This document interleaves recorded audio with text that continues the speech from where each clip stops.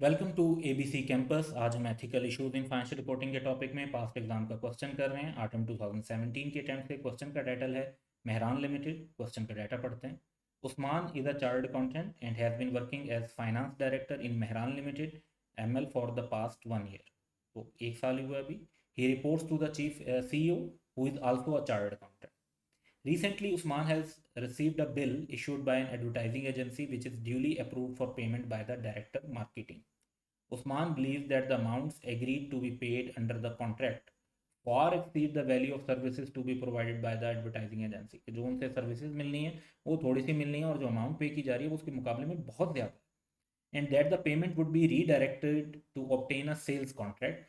तो बेसिकली होगा ये कि जो ये एक्स्ट्रा पैसे दिए जा रहे हैं उन्हें, वो किसी जगह पे कोई सेल्स कॉन्ट्रैक्ट हासिल करने के लिए कमीशन के तौर पे किए जाएंगे। तो वो पैसे छुपाए जा रहे हैं एडवर्टाइजिंग एजेंसी को पेमेंट करके। लेकिन यानी बिजनेस का ही सेल्स कॉन्ट्रैक्ट लिया जाएगा, लेकिन जो है ये kind of bribery type commission है जो छुप कर दिया जा रहा है। He has discussed the matter with CEO who has advised him to process the payment in ML's business interest. तो सीईओ की तरफ से जो एडवाइस है वो इंटेग्रिटी के अगेंस्ट है कि जी बिजनेस इंटरेस्ट को फॉलो करें और पेमेंट को प्रोसेस कर दें, क्योंकि इसमें बिजनेस का फायदा है।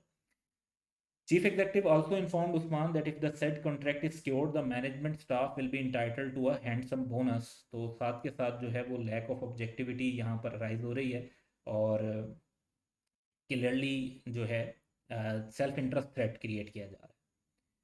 तो क्वेश्चन की रिक्वायरमेंट क्या है? क्वेश्चन की रिक्वायरमेंट ये है कि briefly explain how CEO is in breach of fundamental principles. Also state the potential threats which Usman may face under the circumstances along with available safeguard। तो टिपिकल क्वेश्चन है जिस तरह का कई बार पास्ट में भी, इससे पहले भी एग्जाम में आया हुआ है। तो इसकी डिटेल को, आंसर को इन कॉन्टेक्स्ट में डिस्कस करते हैं।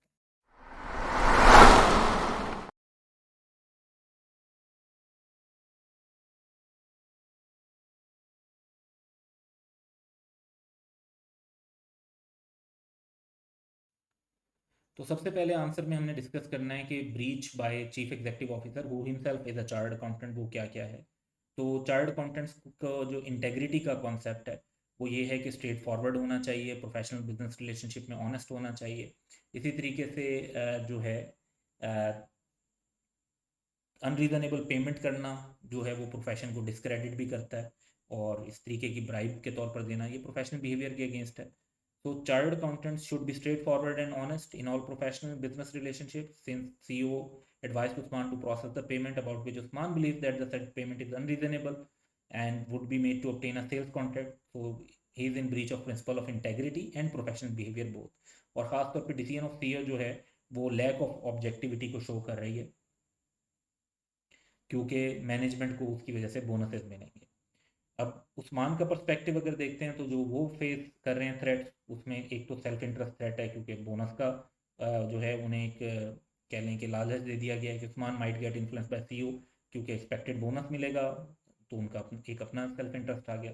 दूसरी तरफ से जो है वो इंटिमिडेशन थ्रेट है कि अगर वो डिसएग्रीमेंट कंटिन्यू करते हैं चीफ एग्जीक्यूटिव के साथ तो फिर उनको हो सकता है अपनी जॉब छोड़नी पड़े, और अभी उन्हें यहाँ पे ज्वाइन किए हुए जस्ट 1 ईयर हुआ। तो इस कॉन्टेक्स्ट में तीसरा जो एंगल हमने कवर करना है वो ये है कि अवेलेबल सेफ गार्ड्स के हैं उस्मान के पास, कि वो इन दो थ्रेट्स को, सेल्फ इंटरेस्ट थ्रेट को और इंटिमिडेशन थ्रेट को जो है रिस्पॉन्ड कर सकें। तो अवेलेबल सेफ गार्ड्स की बात करें तो अगर तो एक्सेप्टेबल लेवल पर रिस्क थ्रेट्स रिड्यूस नहीं होते तो फिर क्या करना चाहिए कि एक तो he should refuse to sign the cheque और refuse to associate with the transaction, कि वो चेक अप्रूव ना करें, क्योंकि अप्रूव करना भी जो है वो प्रिपेयर एंड प्रेजेंट इंफॉर्मेशन करने की डेफिनेशन में आता है। फिर अप्रोप्रिएट इंटरनल अथॉरिटीज़ जैसे ऑडिट कमेटी होती है या डायरेक्टर्स होते हैं उनको इन्फॉर्म करने के बारे में सोचें। पॉलिसीज एंड प्रोसीजर देखें ऑर्गेनाइजेशन के जो एथिक्स से रिलेटेड या विसल ब्लोइंग पॉलिसी से रिलेटेड हैं, तो इंटरनली पहले फोकस करें, फिर एक्सटर्नली कंसल्ट करने के बारे में सोचें, प्रोफेशनल बॉडी से, इंटरनल एक्सटर्नल ऑडिटर से, अपनी लीगल काउंसिल एडवाइजर से एडवाइस लें, थर्ड पार्टीज को इन्फॉर्म करने के बारे में या अप्रोप्रिएट अथॉरिटीज़ को इन्फॉर्म करने के बारे में सोचें, लेकिन इस सारे के अंदर कॉन्फिडेंशियलिटी का ख्याल। और अगर फिर भी रिजॉल्व नहीं होता नज़र आता मामला तो even he should resign from his post. So that's all for today. Have a good day.